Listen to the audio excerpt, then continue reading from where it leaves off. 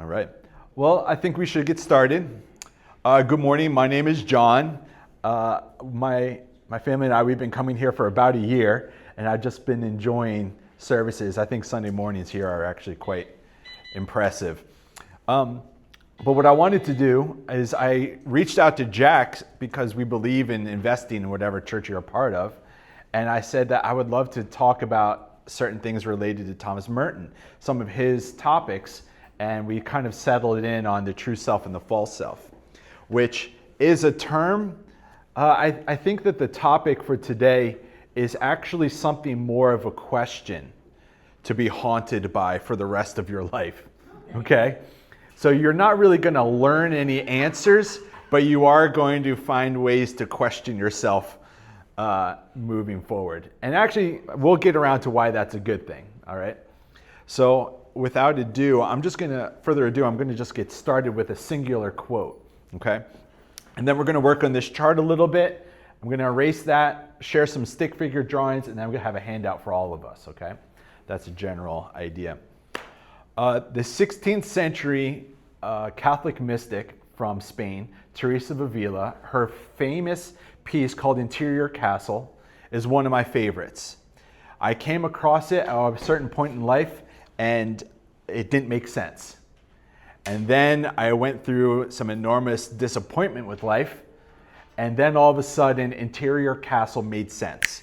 There's something about the Christian mystical tradition that only makes sense after you've experienced enough of life, okay? And what's interesting too is a lot of times, at least in college settings, let's even say seminaries, there's generally two brackets of classes. There's theology, which is academic, philosophical, systematic, and then there's biblical studies, which is trying to look at the original texts, the Greek and the Hebrew. Well, this topic today is neither one of those. It's something completely third, which is spirituality. You can go an entire lifetime studying academic theology and that never touch anything about spirit. You can also do the same thing with biblical studies, learn as much of the Bible, memorize it even in the original languages, and yet still never get around to anything remotely spiritual. So here's the quote I want to start with. Teresa of Ávila says, "Almost all problems in the spiritual life stem from a lack of self-knowledge." Right? Yeah. So I remember I was actually teaching a Sunday school class many years ago, and I said that quote, and I said it's very important to understand ourselves and to look at ourselves every so often. And an elder at that church rebuked me in front of 30 people.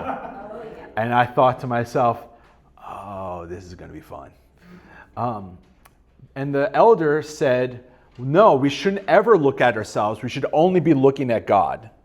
And I said, that makes sense in one form of piety, but there are other forms in which that's actually quite dangerous. If you never take a moment to look at yourself and evaluate and to actually do some earnest reflection and even a confession, then you're actually not ever going to reflect in a life of growth, right?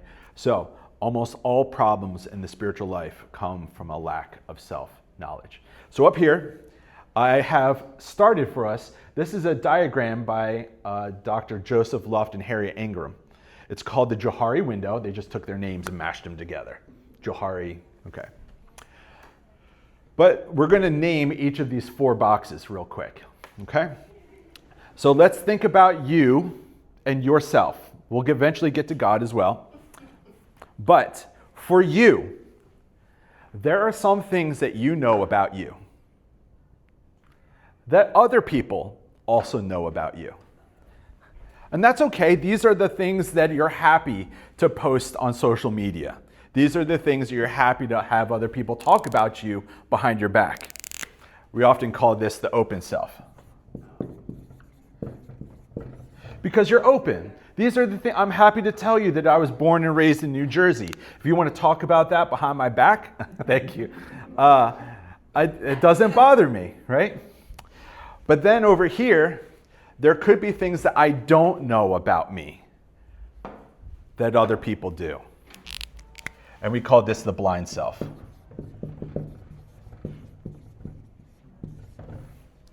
Now, if you're in a marriage, chances are that box is filled with things that your spouse knows about you that you perhaps don't know about yourself yet. This could also be your parents. This could also be coworkers. They know things about you that you don't know about yourself. Good and bad, right? But then we come over here. What others don't know about you, but you know about you. We call this the hidden self.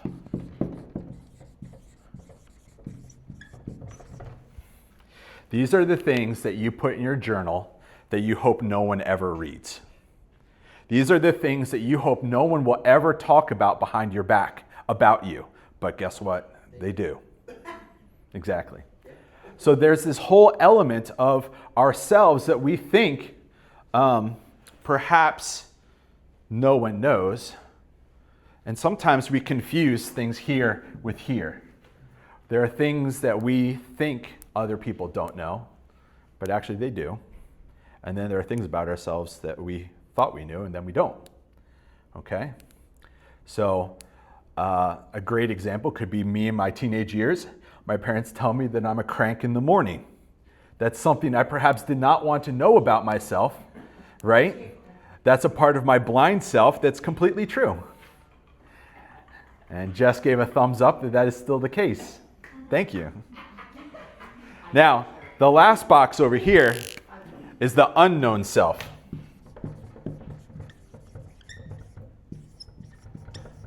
The unknown self are the parts about you and your personality, your makeup, your spiritual DNA, whatever you want to say, that only God knows, that other people don't know. For instance, what kind of person might I be the day I find out I have to have my leg amputated? There might be some things that come out in my life that all of a sudden force me to learn something about myself that I didn't know. That's why the whole life spectrum is a season of extended learning our whole life long. Now, what's fascinating is there are certain interpretations of Christianity that protect you from the blind self, the hidden self, and even the unknown self. There could be interpretations of faith that just reaffirm what you already value about yourself. And then, frankly, there could be some parts of Christianity that highlight the things that we don't want to learn.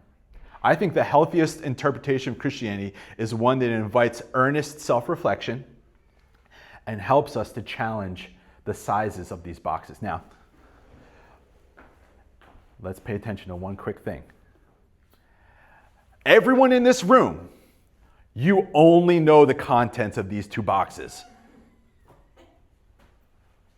Every one of us have these boxes are completely unknown to us. So no matter what your age is, there is still something that you can learn about yourself. Okay? Now, let's have just a quick question, opinion-based. You don't have to give a reasoning.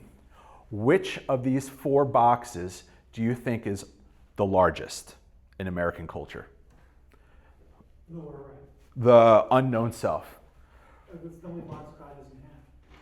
It's the only box that what? It's the box that God doesn't have. That's right. Right. What about second after that? Lower left. The hidden self. Why do we think that might be the next largest box? Go ahead. Because you're hiding like secrets or whatever, and you don't want everybody to know what's going on. So it's very hidden. Right. It's very hidden. Very hidden. Well, and hopefully throughout our lifetime, one and then two, we will have that box get smaller and smaller. The more and more we transfer some of those things up to the open self, the more and more that we start to own. 1, 2, 3. What's that? Isn't that a safety issue? It could be. It's a trust issue. If you've been betrayed by sharing parts of your hidden self, and then someone all of a sudden betrays that confidence, you'll be less likely to do it again. 1, 2, and then 3. Yes. I was just thinking about the open self with social media. Yes. How much stuff is out there about people, probably not even real, a lot of it. But I felt like that would be a big box, but maybe not. Yeah. Well, we could even add another box. That could be the filtered self, right? Because that's the curated self. 2, and then 3. I guess I have a question real quick. So I work in a similar space, and one thing we do is values and shadow values, which are the ones you don't admit to. Right. And so similarly, where would you put under blind self the shadow values and those things that people tell you that you either don't want to admit or deny or push Yes. away because you don't like it or you just don't have that kind of Yeah, self-awareness? you're right. That would be in the blind self. And we're going to talk about that next, the shadow things. Thank you. Just a thought. You had mentioned your first comments about the danger of theology and biblical studies and not having spirituality. Right. However, I wonder that too much introspection brings a heavy baggage of problems as well. Right. And I just want to make sure you understand that too. I mean, Oh, yeah. Well, so I started off with that quote from Teresa of Ávila.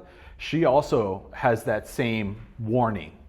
Be certain that you don't overemphasize. I think the term scrupulosity, and there is an actual diagnosis. Some people have spiritual OCD, where they are so fixated on spiritual themes that they can't handle looking at life through anything else. So I agree with you. I'm bringing that up because St. Paul in his epistles started with theology, like Romans, for example, and then moved to the practical application. That's the ideal. That's what we should be doing, is to begin with. Yeah, I understand. Yeah. Yes. However, I would like to add the nuance that Paul wrote that letter after potentially 14 years of intense introspection, when he left after the road to Damascus, went down to Egypt to reconstruct his entire theology in light of the experience of God that he had. So Romans, yes, while it is dense theology, is actually born out of Paul's deep experience of God. So there's nuances to all this. Yes, sir. This is all predicated on these things, whichever box they're in being true. That's true. Yeah, so there are things that people think they know. You can add a whole other dimension. But they think they know. I think I know that, all that stuff. So. Right. A clear case. Have you ever said something and then a person winces? Like, ugh. Right? It happens all the time. I think it actually, have you ever seen the movie Inside Out 2? Where the daughter who plays hockey, another friend raises her eyebrow just slightly, and she hones in on that, what was the eyebrow? We are social creatures, and so we are completely fine-tuned to assess whether or not someone else is a threat. And so sometimes that constant assessment of whether or not somebody else is trustworthy or a threat really hinges upon a lot of our hidden self and our blind self. Now, we just need to keep moving. What I wanted to do with this, keep this in the back of your mind, the open self, hidden self, blind self, unknown self.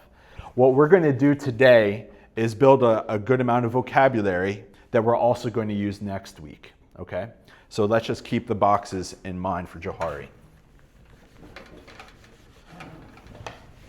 Now, what we're going to do next is I would like to draw for you some stick figures.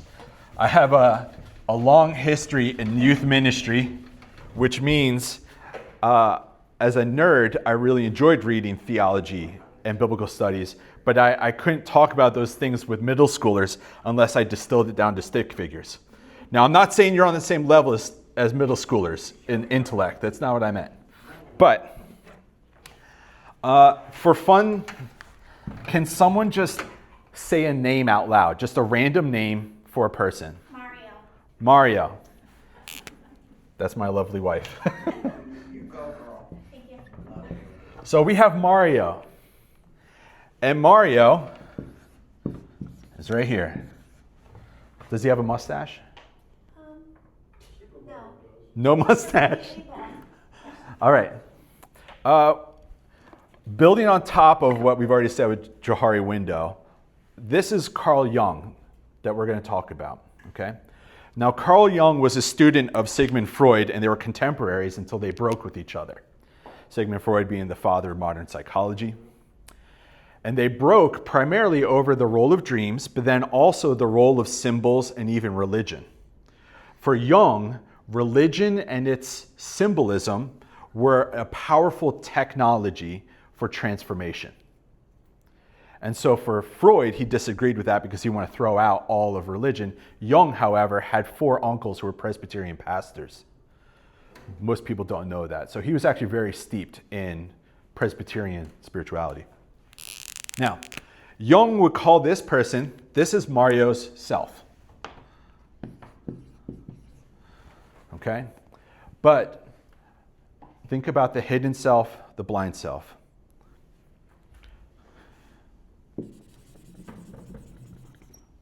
The shadow.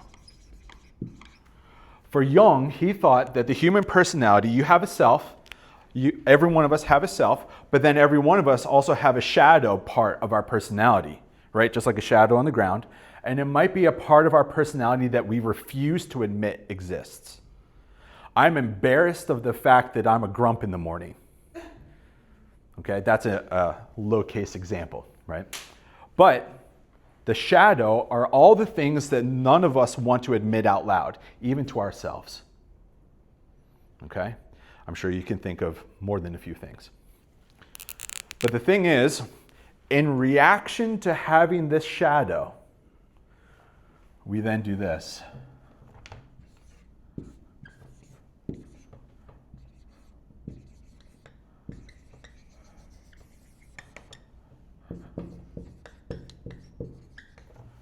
We create a persona.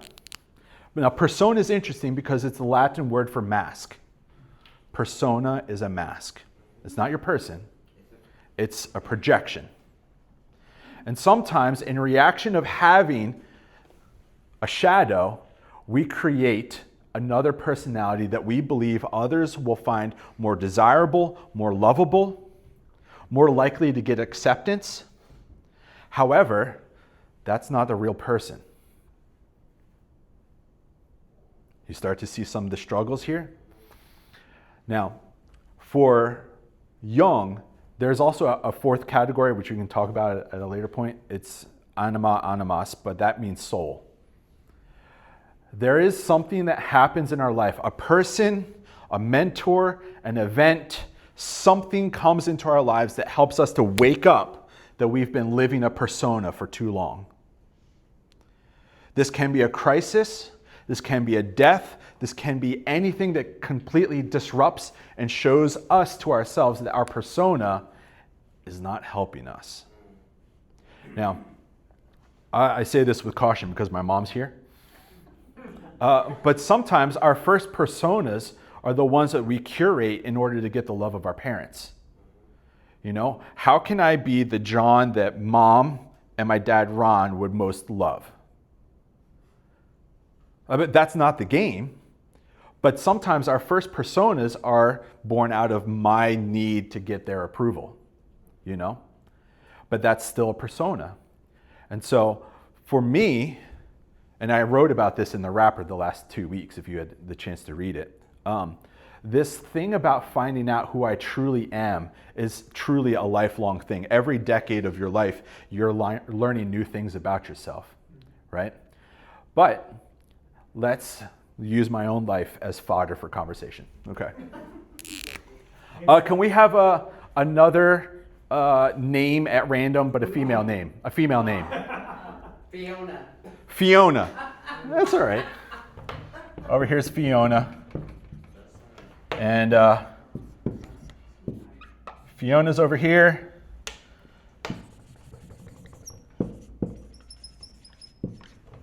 And Fiona has her own shadow.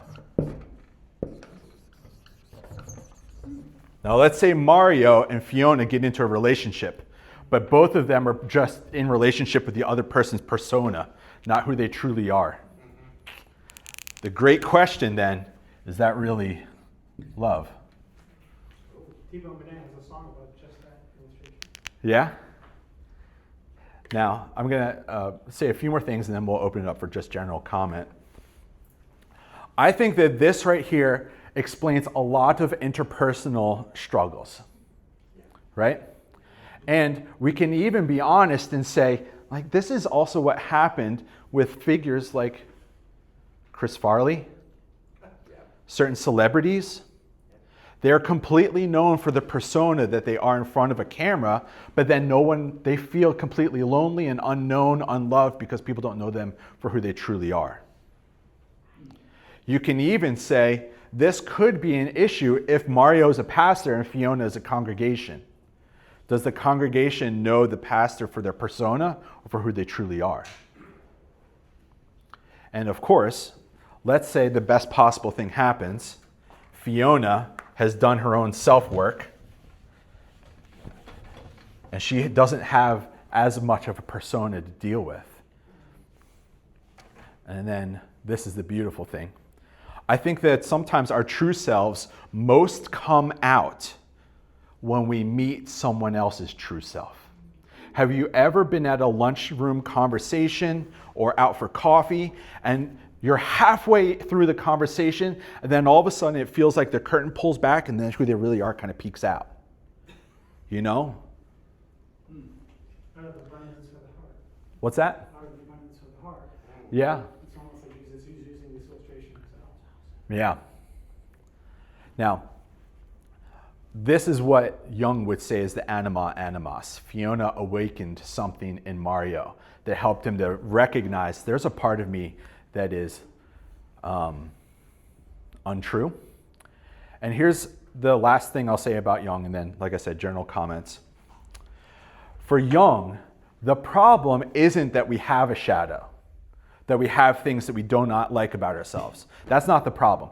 The problem is that we reject having a shadow. Think about it theologically. For God, the problem isn't that you have sin. The problem is that you lie that you have a sin. You hear the nuance there? So all of a sudden, Mario encounters a true person with their true self, being honest about their shadow, and it awakens Mario's capabilities. Now, for Jung, Fiona could also just be the Christ. The Christ is perfect soul. If you don't have a person that's truthful in your life, that's sad, but there can always be God as the person who awakens to you that you need to integrate your shadow. Don't fight it. Keep it. Own it. Learn from it. Heal it. Integrate it. Become a more whole person. And what's interesting is the word for whole, etymologically, has the same root as the word holy. Whole, holy. You can hear it. Now let's pause for a moment before I give the handout. What are some first reactions or thoughts or questions that you've gotten just from this short time? 1, 2, 3. Okay. Do any of these authors or writers deal with the issue of the persona that you need to have culturally? Do you know what I mean? The Yeah, persona that is, sure. So, for me, say a work persona that cannot reveal most of myself. Right. And how does that interplay with some of these? Because it's complicated. Right. Well, I do think that there's a added sense of the role. What is your role in this workplace or in this system, right? Within a certain group of people, it might not be your role to share all of these things. You know, that's why actually counseling is beautiful. Counseling is a safe space to start to look at and own your shadow, let down your persona more and more with a trusted person. Even though you're paying them, it's still authentic, right? So I do think in the workplace, we probably do bring more of our open self than anything else, you know? But even our coworkers know our blind self. Even they know things about us that we don't know. So it's interesting because even though the workplace isn't the primary safe space to own yourself more and more, it can still be a place where you pick up notes about yourself. Yeah. Absolutely, it's the crucible. For Yeah. many people say that I'm a single woman. Many people Right. that you didn't know about yourself. Right. But I think for a single person, quite frequently work is the place, the crucible where you have to deal with Sure. things you don't want to deal with about yourself. Right. Well, and before we get to 2 and 3, another term for that would be a mirror.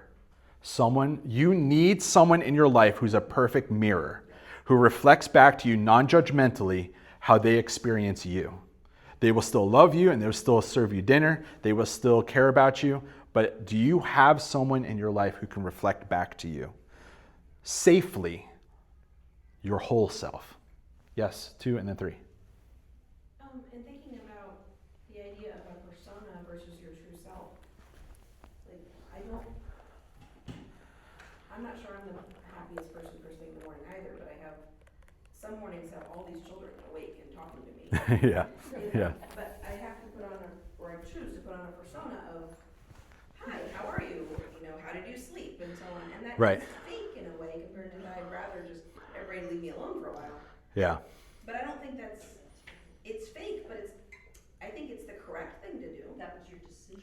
Right. Well, and I think that touches on the word role. Your role in that situation is to be the loving caretaker, right? So there's a difference between the persona that you put on because you feel the need to be loved for who you're not authentically created to be versus the role that you are because of their needs. Or if a kid comes and needs something from you at 3 a.m, you're not particularly glad to be awakened. That's true. Yeah. But Oh. yourself, I think that's, in times like that, in illness, sudden emergency, that's when I think I see my solid self. Yeah. Well, and crisis has the ability to shatter through that persona and help you to discover what is your true metal. 3 and then 4. 2 thoughts. One, a defense mechanism, therefore, is where we use a persona to keep somebody else away. That's true.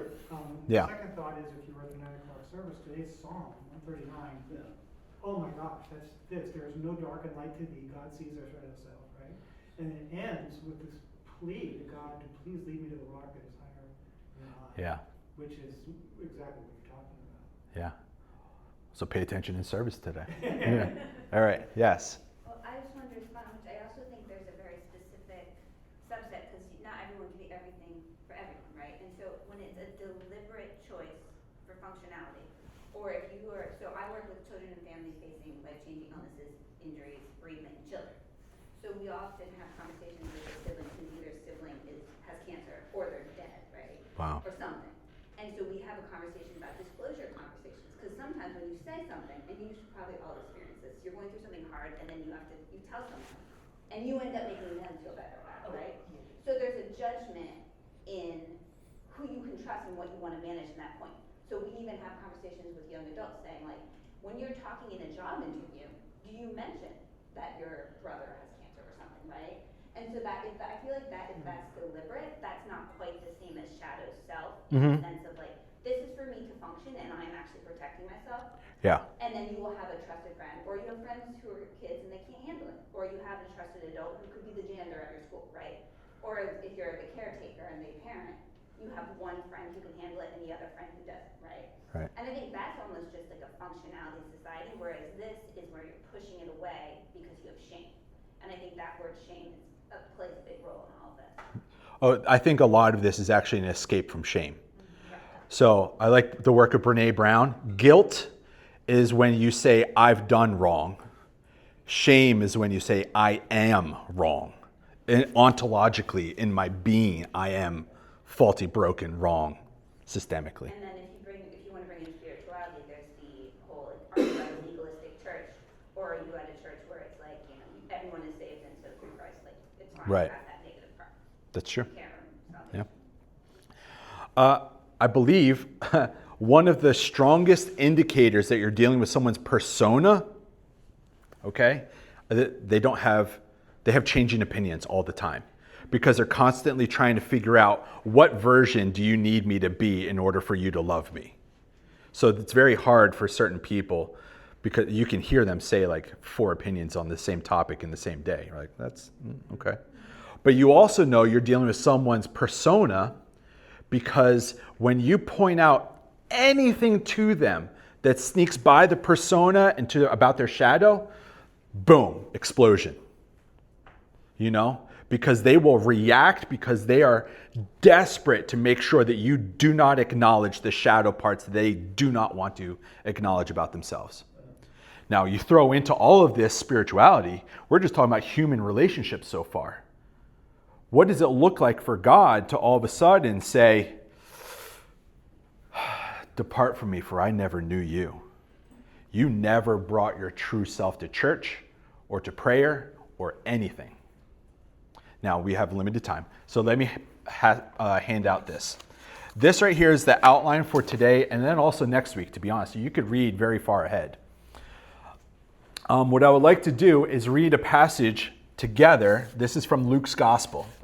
And now that we have the vocabulary of the open self, blind self, hidden self, now that we have the vocabulary of the shadow, the self, the persona, let's read this together. Okay, I'll wait for this to go out. You will see on here, there are some definitions from Jung, but then today is largely Jung and the Gospel of Luke. But then that's really to highlight for next week, which is the real bulk, which is talking about Thomas Merton's understanding of the true self and the false self.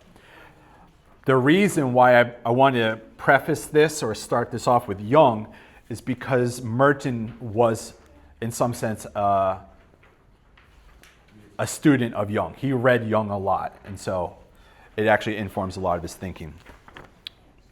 So if you look at the third page, there's a scripture for reflection.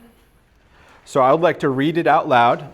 We have about 10, 12 minutes left, and then we'll see what kind of conversation we can have together. This is from Luke's Gospel, chapter 18, verses 14 and 19. He also told this parable to some who trusted in themselves that they were righteous and regarded others with contempt. 2 men went up to the temple to pray, one a Pharisee and the other a tax collector.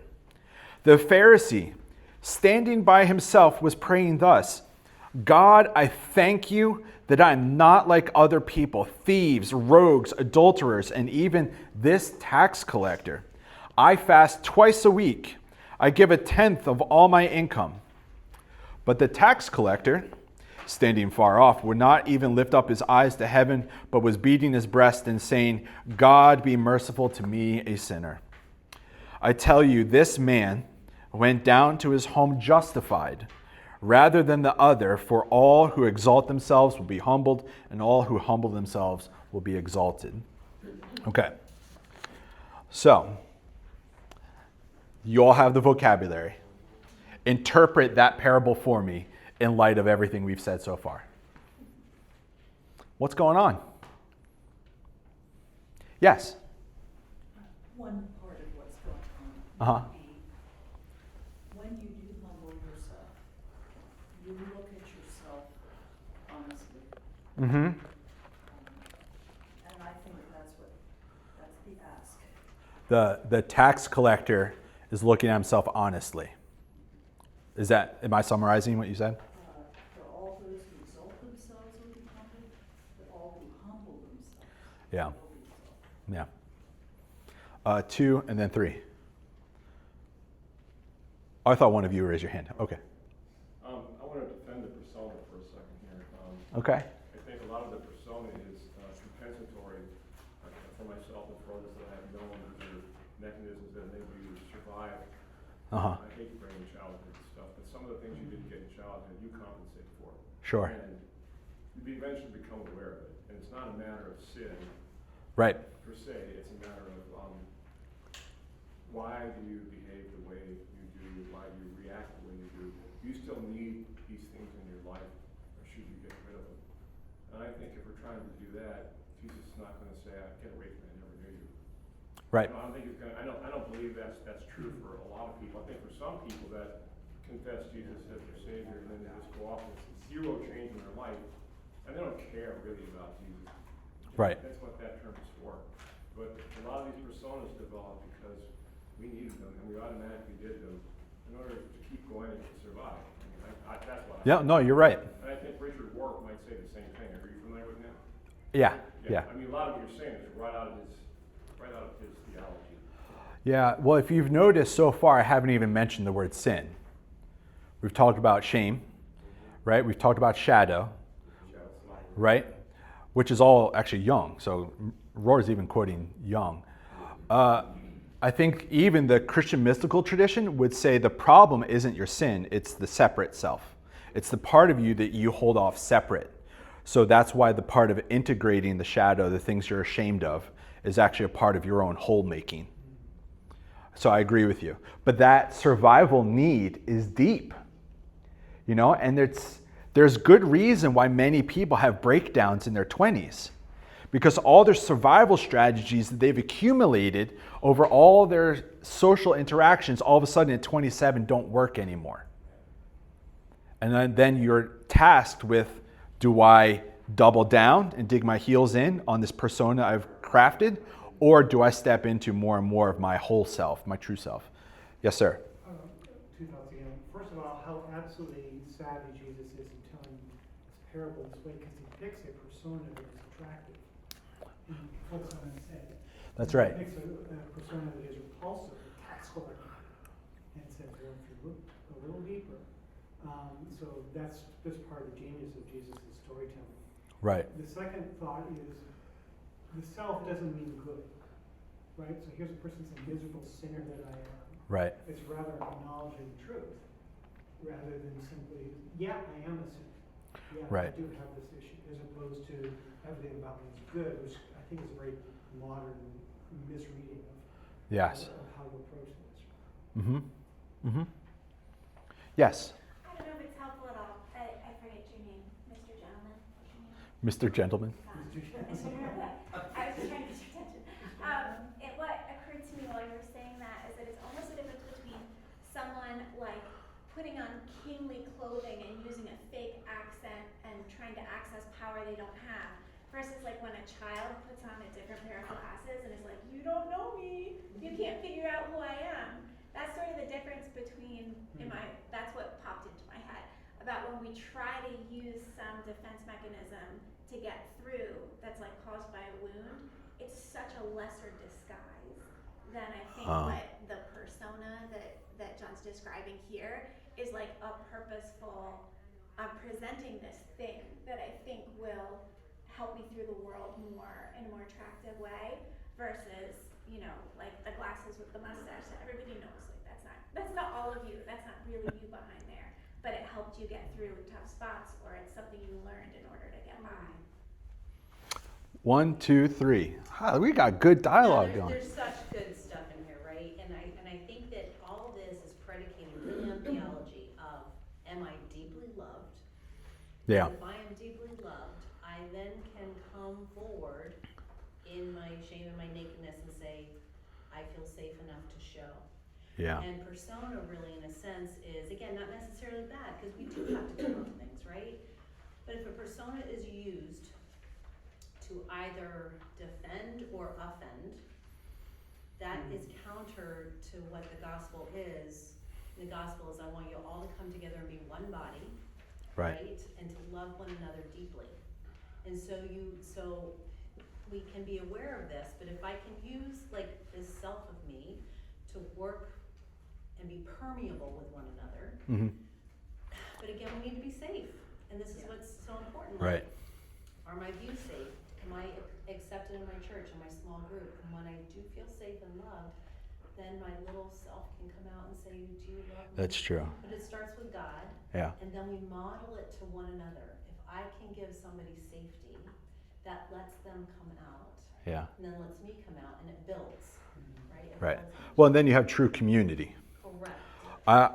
Before we go to the next raised hand, I like the work of Carl Rogers. He has one line that is like, bam, that's in my head all the time. It keeps me accountable when I remember it. The only thing I can be is a safe environment for someone else to finally be willing to do their work. I can't do your work for you. You can't do my work for me. But hopefully between us, we can create an environment where you feel safe to let down the persona. And that we can, in mutuality and safety feel confident that I can talk about who I am with this person. 2, and then 3, and then I think we need to start wrapping. I hate to be a gadfly in all this, but I have to say, Okay. I don't think we can say that the sin is not the problem. God is holy. God hates sin. And Right. sin is a transgression of the law of God. Yes, there is a problem how we handle the sin. I agree. Right. This guy in the text says, I'm a sinner. Yeah. Okay, and he knows that because he probably knows inherently that God is holy. I don't think we can say the problem is not the sin. I'm sorry. That's fine. I have to say that. That's okay. You're allowed to disagree with me. Exactly. Everybody is. All on the gadfly, Jesus rebuked the Pharisees, since you say you do not sin, your sin remains. Right. Right. This is why I think Dostoevsky says in The Brothers Karamazov, and he does it again in Crime and Punishment, the first sin any of us can commit is lying to ourselves.